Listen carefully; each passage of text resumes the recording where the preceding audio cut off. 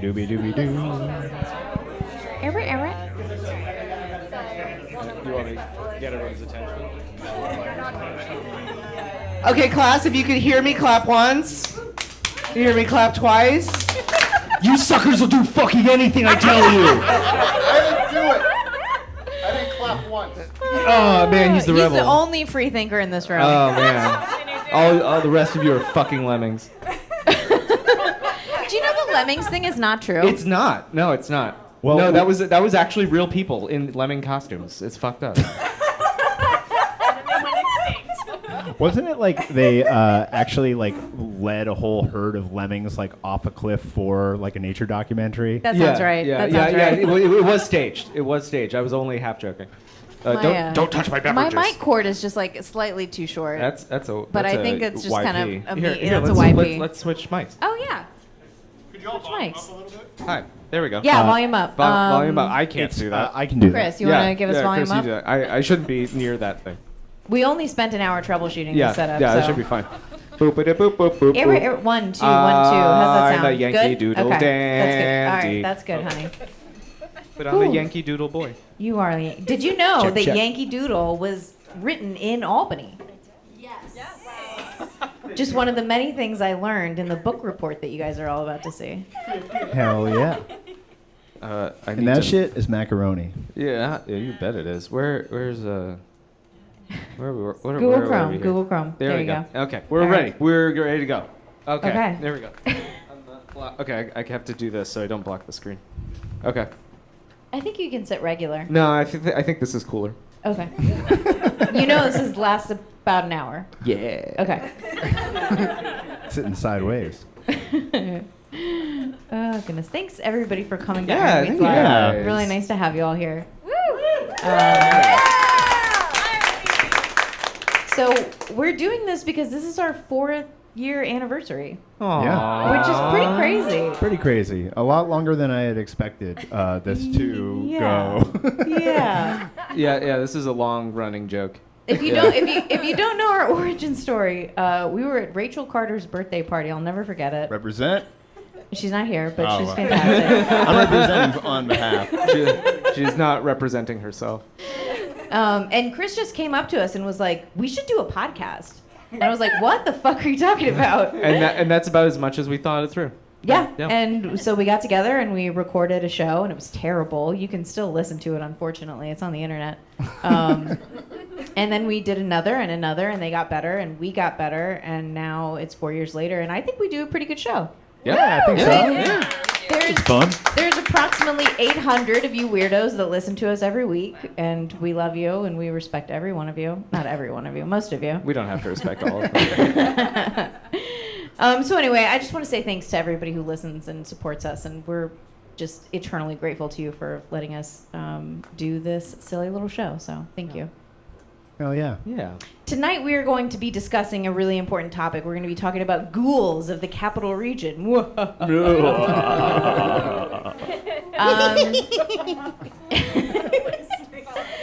These are... I shouldn't have got him started. That's my fault. These are some of the worst of the worst. We're going to be discussing 4 historical figures. So thanks for coming to our TED Talk, and we hope you enjoy. First up is Henry Hudson. Or as I say, Henry Budson, because that guy smoked a lot of weed. You know what I'm saying? He didn't. He didn't. You don't know. He should have. Maybe it would have chilled him out, and he would have killed fewer indigenous peoples. Yeah, it probably would have taken his ambitions down just a little bit. And A wee bit. Do you? There That would would've be been fewer good for the things world. named after him Yeah. had he done that. True indeed. Could you imagine smoking weed with that collar? Like that Shakespeare collar, you get ash on it. Yeah, you just drop the cherry and light on fire. Yeah, you just like you're instantly on fire. You see, like none of the clothes are flame retardant in like what was that the 16th century? Right? Well, 1565 Yeah, is when he was born. 1565, So yeah. 16th, 17th century. yeah. No, that sounds good. It's true. So Henry Hudson was English. Boo. Boo. You know how we feel about the English here. Not human. He did explore parts of the northeastern U.S. and Canada on behalf of the Muscovy and Dutch East India companies. Boo. Boo. We don't like those. We don't like those either. Sometimes the historical records call him William for some reason. I don't know why. Man so nice, they named him twice. Not very much is known about his early life. We mostly know about his voyages because he was doing the thing that was most coveted at the time, which was searching for a northeast passage to northern China, which would look kind of like this. You would see it would be leaving Europe and then traveling north into the Arctic Circle before rounding Russia and Siberia and then reaching northern China. And trade routes were really, really important at the time. So that was his... It was every explorer's goal at the time, really, was getting to China. And now it's finally open. Yeah, right, And yeah. Now we can get there anytime we Yeah, want. we just had to wait 500 years. Yeah. And nothing bad has resulted from that ease and ability. That map looks like shit. Oh, Jesus Christ. It does. Well, I mean, it's what the world looked like in 1598. I was trying to be historically accurate. Yeah, I'm just saying, back then, they made shit maps. That's all I'm saying. You can't win with Look at South America. It looks nothing like that. It looks like a chicken nugget. Yeah. It does look like a chicken nugget. They got Africa pretty good. Yeah. Yeah. But in typical European fashion, they made it too small. A little too small. Yeah, they're like... But there's nothing wrong with that. Europe's just as big as Africa. Fucking liars. Oh, God. Here's Henry perusing a modern world map for some reason. I guess this is just artistic license, but there's a lot of really fun animations of Henry Hudson that you can find on the internet. All of the images in this presentation are a result of me typing in a keyword in Google Images and then just scrolling for pages and pages and trying to find anything that looked remotely funny, like this free clip art by Philip Martin. So this is Henry Hudson's first expedition in 1607. He was traveling for the English Muscovy Trading Company. And his ship, the Hopewell, was crewed by 10 men and 1 boy. Very special. Sus. A little sus. Pretty sus. A little sus. What was that boy doing there? He's like the bat boy in that's baseball. actually a lot more wholesome. Yeah. It's He a was different... very Let's go mature with for that. his age. Let's go with that. Yeah, and he was mature for his age. Yeah, that's the point.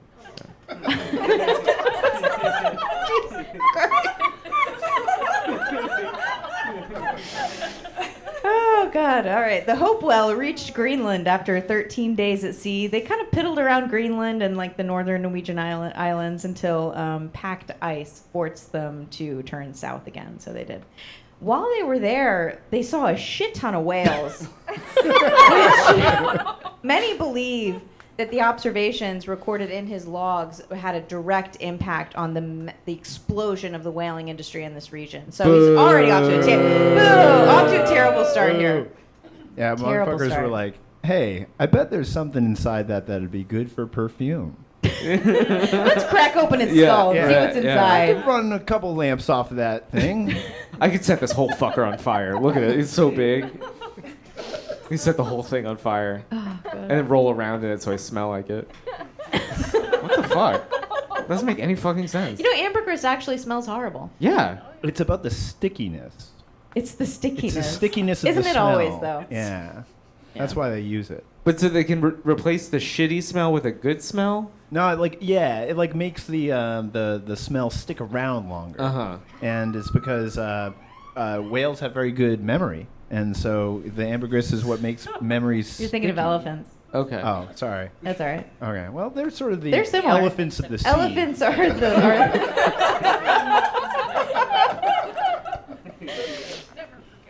So in the summer of 1608, Hudson sets off on a voyage to northern Russia, and they reach the island of Novaya Zemlya. And because there was so much sun in the summer months, it was believed that the Arctic ice would melt. But guess what? It didn't. They hit packed Dumbass. ice, and they had to turn back. This is going to be a theme. Yeah, it's like 100-foot thick ice shelf. They're like, That'll yeah, that'll melt in And a global couple warming weeks. hadn't even kicked in yet. Like, the Yeah. Industrial Revolution had barely started, so we hadn't started melting any of that shit Yeah. yet. I think think it's like you're warming up your Kia Sentra. And you're just like, the ice will melt off the windshield. It'll melt. It's fine. That's how Just you let it- destroy your transmission. Just let it run for a little while. And then in April of 1609... They funded this motherfucker again. Again. So then he was hired by the Dutch East India Company to, again, try to find passage to Asia. This is this red line that sort of goes up all the way to the North Cape and then comes back down. So They were traveling aboard the Halve Main, which means half moon in Dutch. And I'm sorry, but Dutch, not a real language. Not real language. Not a real language, folks. Halve Main. They just copied us. It's sad. It's sad, really. Hudson was told to seek passage north and east to go past Russia. But again, what happened, folks? He was turned away by packed ice. Yeah. He was turned away by packed ice. So this time he just went rogue and went to America. He was like, fuck it. We're let's be kings. Let's be legends. Let's They do go it. all the way to fucking America. They sail from Amsterdam to the Arctic Circle, and then they go to Newfoundland and Nova Scotia. And here is the Americas according to explorers at the time. So this is what the continent looks like. And like right around here is where you can see that this was the suspected location of some kind of northwest passage to Asia. So that's what they're looking for. Either that or a pot of gold. Or a pot of gold. Not many rainbows in the Arctic. Or the hole that gets you to the center of the Earth, where there's a second Earth inside of the first Earth. That's That- true. Yeah, could Science. also be there. Facts. Run Yeah. by giant Native Americans. Yes. Yeah. So they landed in Nova Scotia where they encountered indigenous peoples. And on July 25th, 1609, they came upon a village. And at that time, 12 men from the Halve Main went ashore with muskets and small cannons, assaulting the village and driving away the natives, taking their boat, their pelts, and various other trade goods. Here you can see some revisionist depictions of Hudson's interactions with indigenous people. They didn't do a very good job of capturing the reality of these kinds of interactions. Yeah, I like this one where like the guy on shore is like, "Look at all the shit we have! Look at all this! Come and take it, And please!" and then the guy in the boat's like, "Oh my god, I love that shit! That's so great! I'm so glad you have all that shit! I mean, like, these Let's bro out with all these resources." These motherfuckers were obviously like, evil-hearted to just like go ahead and assault a bunch of people, but also just like bold as fuck. There were like 12 of them. They Yeah. had muskets and cannon. Yeah, I guess that's Yeah. enough to It's- make yeah, an impression. It's tough but- to compete with muskets and cannon. Yeah. Yeah, 12 against literally everybody else. Yeah, that's crazy. And don't let your dreams be dreams. It's true. That's what you can learn from Yeah. Henry Hudson. Yeah. Don't let your dreams be dreams. So then they sailed to Cape Cod and Chesapeake Bay, eventually going back north to what would be named the Hudson River. We know it was named that as early as 1740. Very coincidental. I also love this map very shows convenient. Albany at the Canada border. Yeah. You'll notice that a lot of Accurate. things in Highly this period accurate. get called Albany that aren't that probably aren't Albany. We'll It see was that later. but- Albany.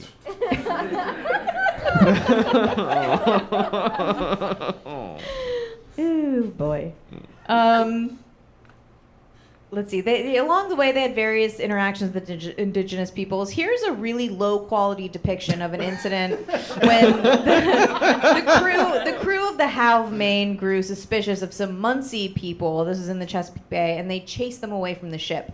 The Munsee replied by attacking the sailors with bows and arrows, killing one of them with an arrow to the neck, as you can see in, again, this very low quality depiction. He's like, "Oh, damn it." Oh, no, my neck. The crew, also abducted some natives. I mean, the story's, not super clear, but basically it was a real, shit show. Anyway, they did make it as far as Albany. They traded with the Mohicans. We have documentation of that. They introduced them to alcohol and disease. We love that for them. Cool, yeah. Um, America. And then, according to the historical records, at Albany, the river narrowed and became more shallow, was impassable. But it's very likely that they reached Troy, right? Troy is very well known for being the point at which the Hudson becomes too narrow and shallow for shipping vessels to continue. So it's it's probably Troy. This is Troy erasure, basically, by the historical documents.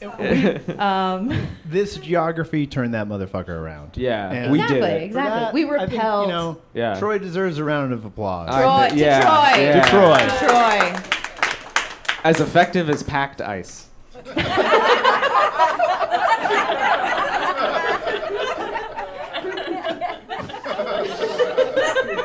Okay, Chris?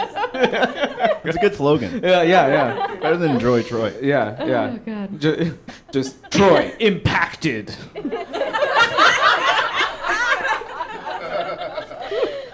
Oh, good. So then they made it to Manhattan in early October, and Hudson wanted to overwinter and continue exploring. He just really was thirsty as fuck. But the crew was like, no, dude, we're going home. We are tired. We have been fighting with Indians for like a year. We're exhausted. Let's go home. So they turned back to England. Hudson actually was detained by authorities who wanted his log because, again, this trade route to China that didn't go over land or around the Cape of Africa was so valuable. So he was actually detained by English authorities, somehow managed to pass the log off to the Dutch ambassador. And so for that reason, he was rehired by the Dutch. But then in April of 1610, actually, the British East India Company scooped him up and they put him on the Discovery. That's this blue line here that you see that goes over the top. And so they made it to Iceland. They rounded the southern tip of Greenland, and then they entered the Hudson Strait. Again, very coincidental. It was named the Hudson Strait. Yeah, weird. And made it in northern Labrador. Which, hey, any Alone fans in the audience? Alone. Yeah. Labrador, they've done a couple of seasons in Labrador. That shit is bleak. And that's It like is. in 2020 climate change bleak. Like, I can only imagine how hard it was on hardtack and the victuals that had, been stored for what, months? All you have is pelts that you stole from Indians. Like, that's all you have. Yeah. Eating Gary, who got hit in the neck with an arrow. Oh, poor Gary. Well, you don't let it. Not poor Gary. Never let a good man go to waste. Yeah, right. It's true. right. It's true. I mean, and he's probably like, he's got really got actually a name like Eric with like 3 Ks or something.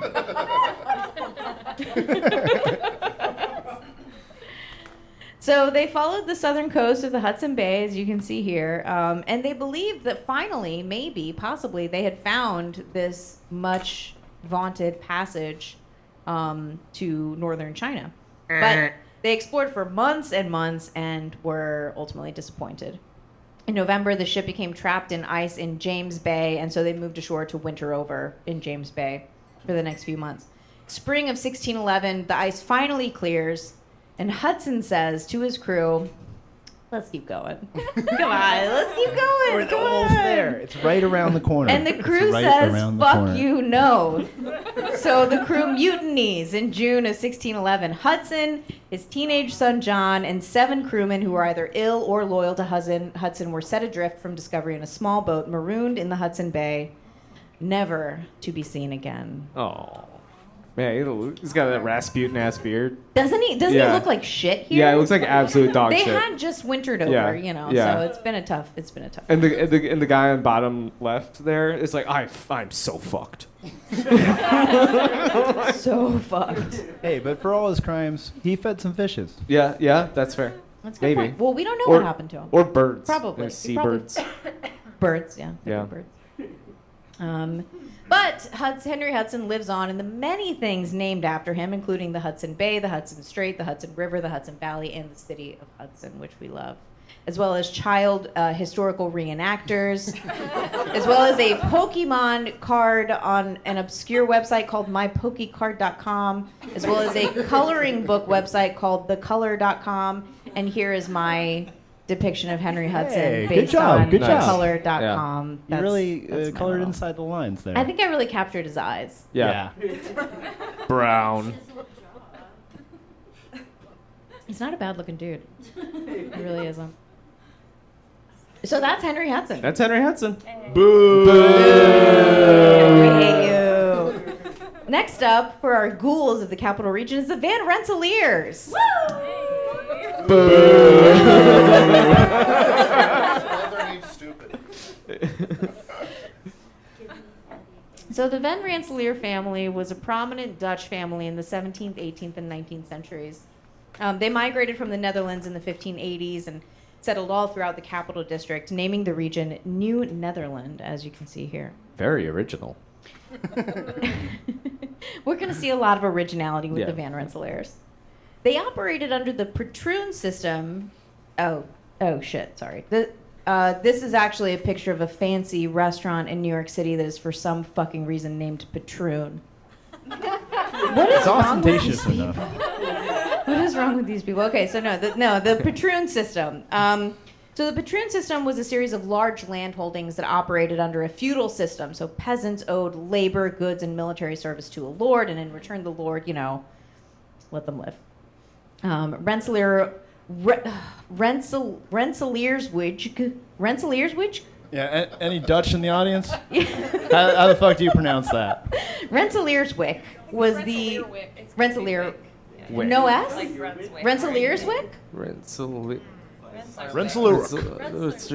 It's not important, is it? It's really not important. It's really not important. Again. We're all right. Yeah, everyone's right, and it's a made-up language. They just copied us. Yeah, but look at that rhombus, right? It's a nice rhombus. that's Yeah. a- They had a lot of respect for shapes when Yeah. they drew their lines. Great So- shape. Rensselaerswyck was the largest and the most successful patroonship in New Netherland. It was established by Kilian van Rensselaer and then later held by Johannes John Baptiste, Kilian, Jeremiah, Stephen, and Stephen. He's the saddest Steve. Yeah, by He the is time they the got saddest to Stephen. yeah. Well, he's the one who watched it all crumble. Yeah. so, yeah, by the time you get to the fourth of anything, it's a spent force. Yeah, yeah. Whereas you go back here to this guy. He's like Live. that skinny waist and like kind of like a. This guy looks like it kind of fills out below a little bit. He's wayfish with a booty. Yeah. What's Yeah. what's in the box? That's what I want. Ooh, yeah. What is in the What box? is in the box? Ooh. The ears of tenants who didn't pay their fat fowls. Yikes. And then he looks like Dwight. He's got like a Dwight forehead thing, like Little in bit. in Dwight the Schrute. T zone. Very combed part. Yeah. So that guy was real fucked up. No notes. Okay, they got to. This guy a look- generation. This guy's hot. I think he's Wood. He's not bad. He was like the Wood, nice guy. Yeah. What'd you say? Wood. Wood. Yeah. Right. There you go. Yeah. There you He go. looks like he's got it. Yeah. That's a man that's confident in his Stevenness. And, Uggo. yeah. And Total then uggo. This piece of shit. Absolute piece of Total uggo. shit. Spent force. So you may know the Van Rensselaers thanks to the anti-rent war. Woo! Anti-rent. Represent. And the anti-rent war began with the death of Stephen III, who was known The as a hot very the hottie, who was known as a very lenient and benevolent landowner. But despite his lenience and his benevolence, he told his heirs, because his estate was deeply in debt at the time of his death, he told his heirs to collect all of his old debts. Now the tenants had believed that that their debts would be forgiven upon his death. Again, lenient, benevolent, all that shit. But they weren't, and so as a result, between 25 and 60,000 tenants revolted against the Van Rensselaers. So he wasn't like benevolent. He just was afraid of confrontation. Yeah. Another reason for wood. Gotta Yeah. say. Right. Yeah. We love a soft boy.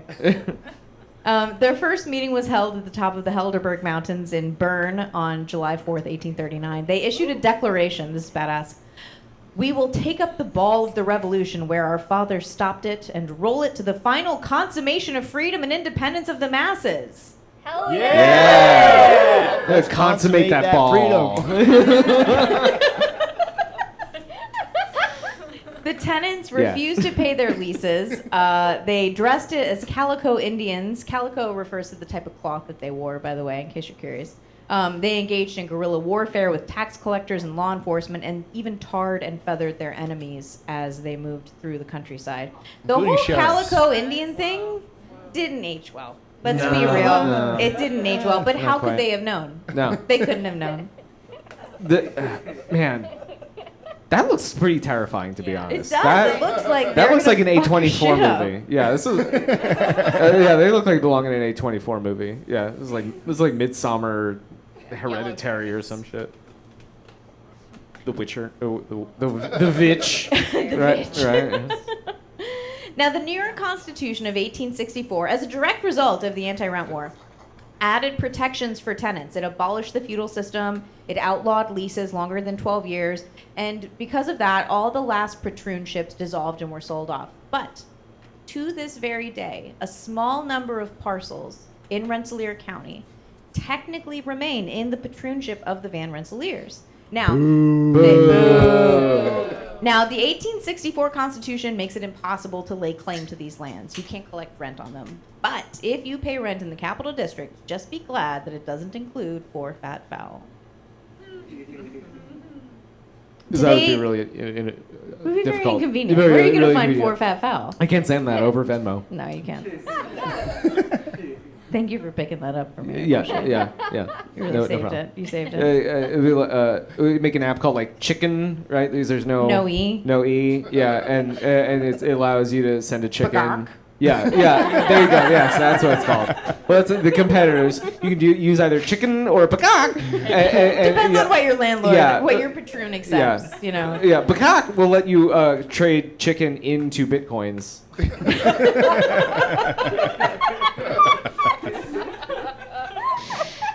But first, you have to convert it into the native digital currency clucks. And it's 40 clucks per bitcoin. Those are some pretty expensive. Yeah, clucks. yeah. A cluck is worth like like $8,000. Yeah. I've put all of our savings into clucks. No.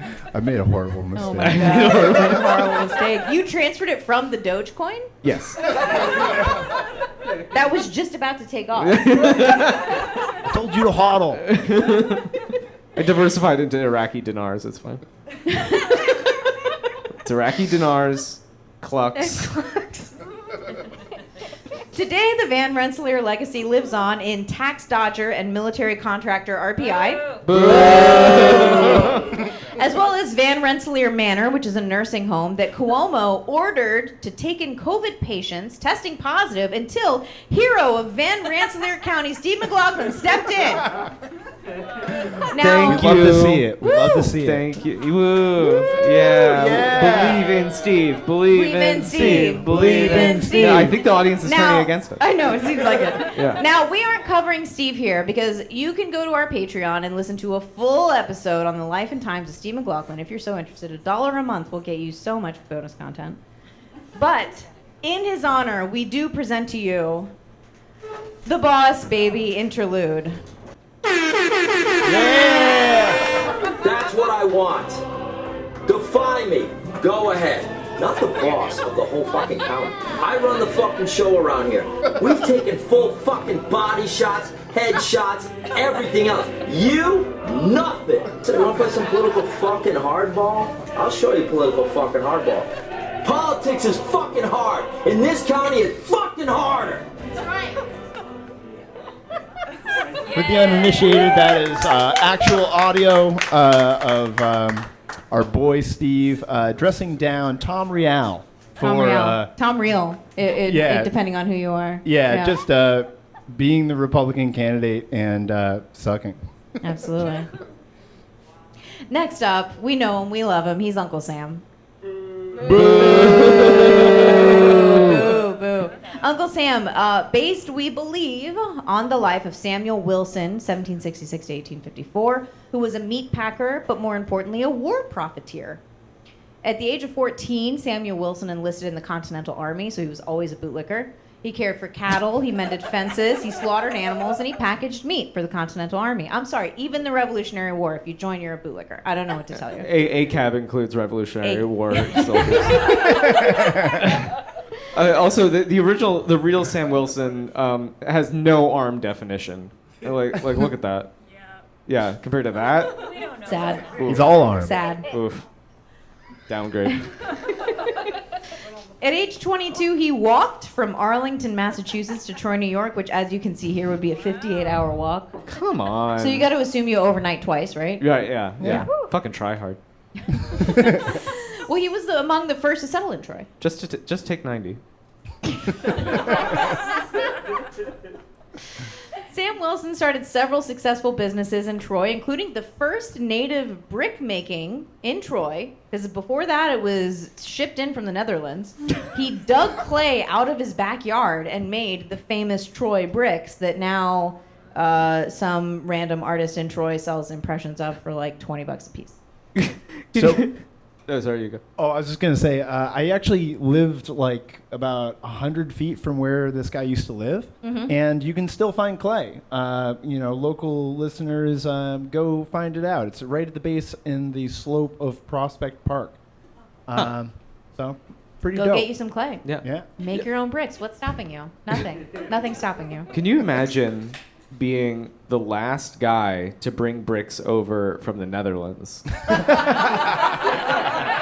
and you get there and everyone's just like pulling bricks out of the fucking ground.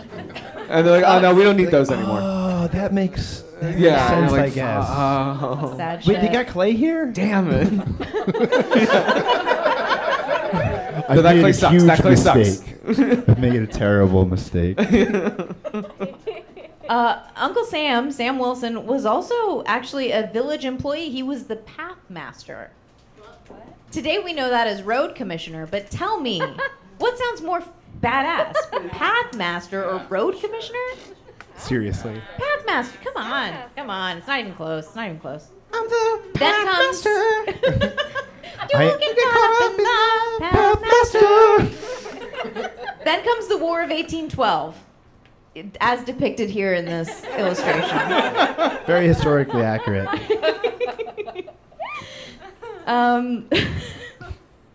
Wait, Sam- didn't like the British win the War of 1812? Didn't they burn the motherfucking White House down? That should mean you win. Yeah, I think that's Right? like, getting checkmate, right? Yeah, you would think. Yeah, you would think. But you know what? We're still a country, and what are they? Yeah. They used to be a country. Yeah, They're not a country. proper They're not country. even a country anymore. They don't even have a Yeah. country anymore. Note the wide-set eyes of the English.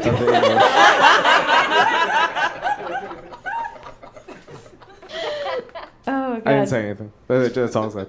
So Sam Wilson's meat packing plant, which he had at the intersection of Congress and Jefferson Street, provided the U.S. Army with pork and beef. And Sam actually later became the Army's meat inspector. Nice. Yayo. Pathmaster and meat inspector. Yeah. Now, most Quite of some Sam's titles. meat was sent to the soldiers in Greenbush. He sent his meat to Bush. He sent his meat to the Green Bush, where they became acquainted with Wilson, and supposedly, And his meat. they gave him and his meat the nickname Uncle Sam. Over time, Army property that was stamped with U.S. became linked to Wilson's name, so Uncle Sam became a figure of speech that was like a stand-in for United States. Now, while Samuel Wilson's time as a war profiteer was most certainly bad, his legacy as Uncle Sam has caused considerably more damage. He's become the manifestation of patriotism and duty to country. His image was used in the famous "I Want You" poster in World Wars I and II. It was used to recruit soldiers and also to sell war bonds. The one on the right, man. Well, they got very different attitudes, he different looks very- audiences. He's got his hands got- on his hips, like, Yeah. you better go into the army. Ooh. No. See, that one, he's saying like, hey, like, I know you're not gonna fight, but like, come on, shouldn't you chip in? Look, Right. you're too much of a pussy to go to war. We Yeah. get it. But you give us a little bit of money. Come on. You're definitely a pussy if you get like browbeaten by a guy that looks like that. Look at that. Ooh, you better do it. Ooh. Hats were really powerful back then. Yeah, That's true. And that beards. that might Yeah, have done beards. it. That might have done it. So yeah, he was famous for these propaganda posters, but also famous for like lots and lots and lots and lots and lots of weed. I want to talk to Uncle Samson. Fly me to the moon. I don't know why Uncle Sam became so powerfully and close. Do you see this T-shirt that says "I want you to chill, bro"? If you find this T-shirt in the wild and you buy it for me, I'll pay you double. I'm just saying. I don't understand why Uncle Sam became so closely associated with weed, but he did. So that is Samuel Wilson, Uncle Sam, ghoul of the Capital Region. Last but most certainly not least, we have Elise Stefanik. Elise Stefanik was born July 2nd, 1984 in Albany. Keep that in mind. She is a Cancer in both the zodiac sense and the metastasized sense. She is representative of New York's 21st Congressional District, which covers Clinton, Franklin, St. Lawrence, Lewis, Hamilton, Essex, Warren, Washington, Fulton, Herkimer, Montgomery, Schoharie, and parts of Jefferson, Rensselaer, and Otsego counties. It is a big fucking, it is one of the biggest districts on the East Coast, a huge fucking congressional district. Here you can see Stefanik in the Albany Times-Union. She's on the far right, as is appropriate. Oh. And she's participating in an anti-smoking campaign because she was always a fucking nerd. Why is she reaching for that cigarette's dick? Look, this isn't Lauren Boebert, okay? This is Elise Stefanik. That's a different congressional representative you're thinking of. Yeah. Now, at the that would be a step up. Just saying. Well, If we were. no, have you seen Elise Stefanik lately? No. Yeah, she. Okay. Lauren Boebert's way hotter than Elise Yeah, Stefanik. that's what I'm saying. It's a step up. Oh, If okay, we were sorry. to get- Okay, I misunderstood. Yeah. Now, at the tender age of 14, Elise Stefanik told the Times-Union for a story about Republican Senator Alphonse D'Amato, quote, "I support the Republican view." She smiled as she held her signed copy of, and I'm serious, Power, Pasta, and Politics. The World According to Senator Al D'Amato. Al D'Amato is famous for getting kicked off of a JetBlue flight for arguing with the captain and engaging in the Italian tradition of yelling and swearing at his wife as she recovered from surgery in a hospital bed. I originally considered including the audio from that exchange, but as you can imagine, it was a little problematic. Yeah, so we didn't put it's it just in. cruel. You can It's look just it up. cruel. He's a fucking asshole who wrote a book called Power, Pasta, and Politics. So kind of cancels each other out. You know, I want, Yeah. Elise graduated from the very prestigious prep school Albany Academy for Girls and then went on to Harvard College, where she got her degree in government and received an honorable mention for the Women's Leadership Award, which is... Very elite. Shit. It's what losers get. Honorable Yeah. mention? Yeah. Loser shit. Sorry, Yeah. you're a loser. After that, after graduation, she joined the Bush administration as a staffer. It's a great picture, right? This is low-hanging fruit for me. Yeah. This was low-hanging fruit. Again, Google image search. Can't not.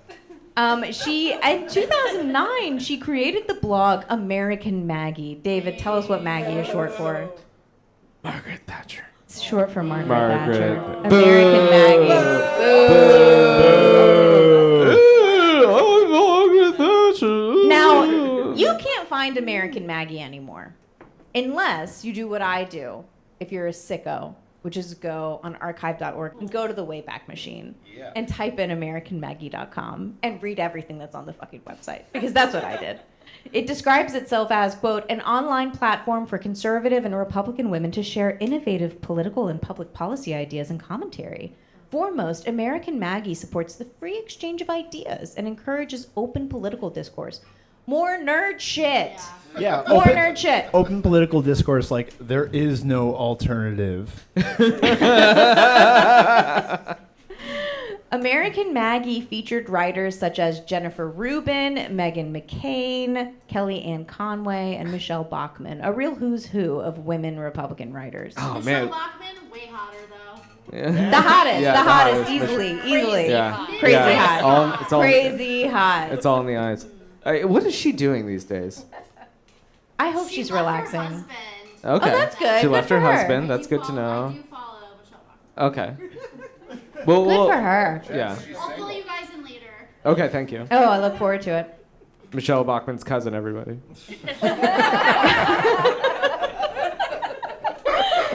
So yeah, lots and lots of women Republican writers. Would you guys like to hear an excerpt? Yes. Oh, yes. Yes, please. This is from Amanda Carey, who is such a nobody that you can't even Google her. There are 8,000 Amanda Careys. None of them stands out as this person. But Amanda Carey wrote a film review for American Maggie, and you are probably not going to be able to guess the film until the end of the review, if then. Quote, although in real life, no one would or could defend the tactics that the military display in this movie, the very fact that entrepreneurship is shown as being evil, immoral, and synonymous with murder is very telling. Not to mention the fact that in the end, the collective or socialistic society of the Na'vi succeeds.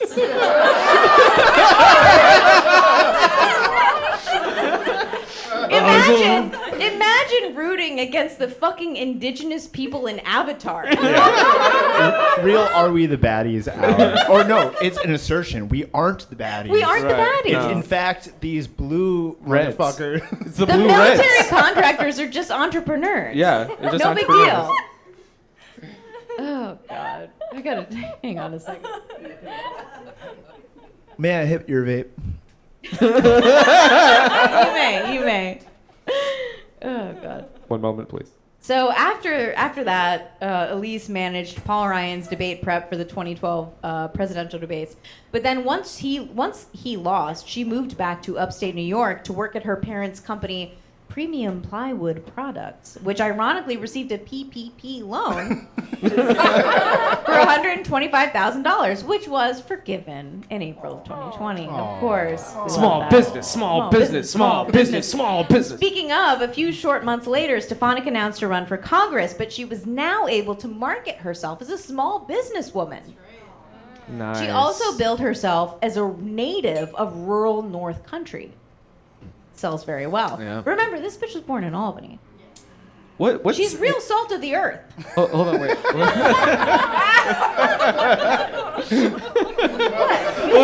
I like how she's looking at her man right there. That's important. But real quick, what sound do you think she's making here? Right. Yeah. Okay. All right. Okay. Good. I'm glad we have consensus there. That's all. Because she had now spent time outside of the Beltway bubble, supposedly, she pitched herself as a Washington outsider, despite having spent her entire adult life in either Harvard or Washington, D.C. This is the same Elise Stefanik who won her primary with more than $1 million in outside spending from Karl Rove Super PAC and hedge fund billionaire Paul Singer. Boo! You really nailed the hairline on her. Thank you. Right? Isn't that good? In like the Grapes of Wrath one. Yeah. Yeah. That's no, great. it looks really good. Yeah. Wow. Incredible. Thank you. Wonderful. As we'll see later, graphic design is my passion. So Elise took office in 2015 as the youngest woman ever elected to Congress. She entered a Republican Party establishment that was utterly dominated by old white guys, as you can see in this image. With thirsty eyes. So thirsty. They actually Hungry eyes. So they did Hungry Eyes, and then they broke out in unison to Lady in Red. Now, Elise said that she hoped to change this old white man establishment kind of politics in D.C. That's what she claimed. But then in 2016, she kind of danced around Trump's election. She spoke pretty critically about his many indiscretions and his kind of problematic things and his far-right talking points. But once he won, boy, howdy, did she change her tune. Elise Stefanik became one of his most ardent defenders on the House Judiciary Committee in the lead-up to the first impeachment trial. And being a Trump ally proved very lucrative. In 2020, she ran as one of his biggest supporters. This resulted in her being catapulted to the third highest ranking Republican in the House. She is chair of the House Republican Conference. Liz Cheney had held that position until she was sacked for insufficient Trump support. Are those real tears? Oh, yeah. Yeah. Okay, no, that's a real photo. Oh, okay. Good. Yeah. Stefanik dutifully voted to overturn the election results. By now, she had done a complete 180 from her early career as a moderate Republican girl boss to a far-right Trump lackey, and as you can see, graphic design is, in fact, my passion. When the Nazi salute becomes very popular across this country again, I bet it is going to be in a situation where like ladies show their butt to you while they do it. It's like that's the TikTok thing. Is like it's the sign of the times. Yeah, it's like the thought heil. Yeah.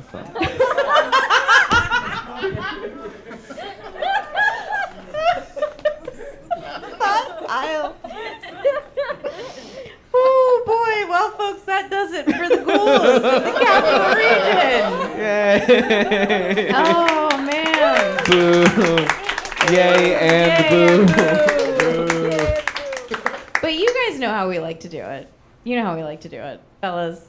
Are you ready for a wildflower? Yeah. Am I ever? Can't wait. Now, you're assuredly already familiar with the Troy heroes, Kate Mullaney and James Connolly. We could have done some kind of low-hanging fruit on like the really best people from the Capital District. That would have been cool. If you want to hear about Kate Mullaney, we did a full episode on her early on in the show. You can find that online. James Connolly, you might know that this building is named after him. So get over it, all right? We're not going to do that's that. Enough. We're not going to do that. We're not going to do that. Bonus episode forthcoming. Sure, yeah, James Connolly, absolutely. Instead, we're going to talk about wonderful things from the Capital District. I think you guys are really going to like this, all right?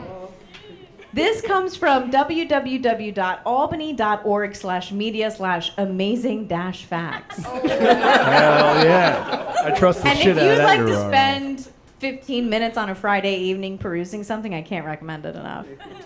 I have not vetted anything from this website. Nope. I don't know if these things are true. I don't know why you would expect me to know that. But in any event, the first is Santa Claus. To quote from albany.org/media/amazing-facts, quote, the first celebration of the Feast of St. Nicholas in America probably originated in Albany, imported from the Netherlands. The first mention of Santa Claus anywhere in America is in the Van Rensselaer Papers in the State Education Department collection of historical manuscripts. There are records of Fort Orange and Beverwyck celebrating the arrival of St. Nicholas with his sleigh and reindeer coming down the chimney to put presents in children's stockings going back prior to the 1650s. Man, they Not stories, true facts. Yeah. True The facts. motherfucker showed up, showed out, gave toys to the kids on a fucking sleigh. It's been documented. They really got the whole thing all in one go, like all of that stuff. Yeah. You know, the stockings, the sleigh, And reindeer. where would Tim Allen be without Santa Claus? Yeah. Albany's directly responsible for the catapulting of his career. Yes. I would say. And for the sort of other origin story of Santa, the native Lapland legend of the Amanita muscaria eating, Oh, piss yes. sharing, The Santa. reindeer piss drinking. Yeah. You're gonna have to go way the fuck back in our archives to hear about that one. I think it's like Holy our shit! first That might be Christmas like the episode. third or Drink fourth episode Santa's we ever piss. did. It's a great No, episode. you drink the reindeer's piss. No, it was drink Santa's piss. That's what we called Yeah, the no, episode. because You're right. yeah, because Santa drinks the reindeer's piss, and then you drink Santa's piss. I think that we made up that last part. No, No, it's true. because you have to digest. It digests. It's a sacrificial act to actually consume the muscaria because This is it not has. advice, folks. it This has- is not it an is. advice show. Go do Yeah, this. so Go do this. you know the red mushroom in Super Mario Brothers with the white spots? So that's Amanita muscaria. If you eat that, you're gonna get a ton of poisons that are gonna fuck up your body. And you'll get twice as big. But it'll make you trip balls. And so what happens is the shaman would go from down the chimney hole of these Lapland dwellings, sort of huts, and then would share his piss with the family. And they'd feed No, but the him. reindeer would eat the mushrooms, and you would drink the reindeer piss. That's Yeah. how it goes. It went both ways. Because the piss wouldn't make you have your organs fail. That was the sacrificial Right. Yeah. aspect of Santa. That's beautiful. That was beautiful. Thank you for sharing that with us, Chris. I had forgotten all about that, but yes, that that is an early Ironweeds episode. Yeah, that was Christmas episode like 4 years ago. Yeah. Yeah, that was our first Christmas episode. Sure. Next up is perforated toilet paper, friend and enemy of cats everywhere. Yes, that's right, folks. Perforated toilet paper was invented in Albany, New York.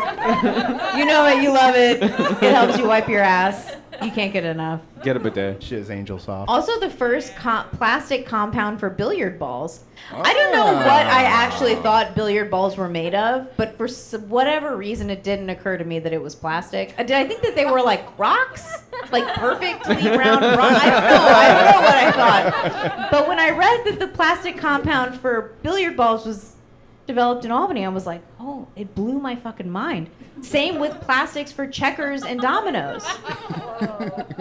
And yeah, I know that this is chess. It's not checkers or dominoes, this is chess. But look at it. Look at how cute it is. Who cares? Finally, the last wonderful thing from the capital region, passenger rail. We love it. We love to see it. I love the choo-choo. The Mohawk. Trains.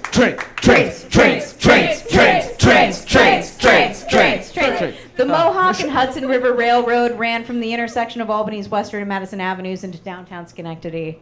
It all began here. More trains for the people. Thank you so much for joining Thank us you, for guys. Ironweeds Live. We hope you enjoyed it. You've been a wonderful audience. Happy 4 years, fellas. Thank I you love so you much. both so much. Love you And both. here's to another 4. Hey, cheers. Woo! Yeah! Yeah, there we go.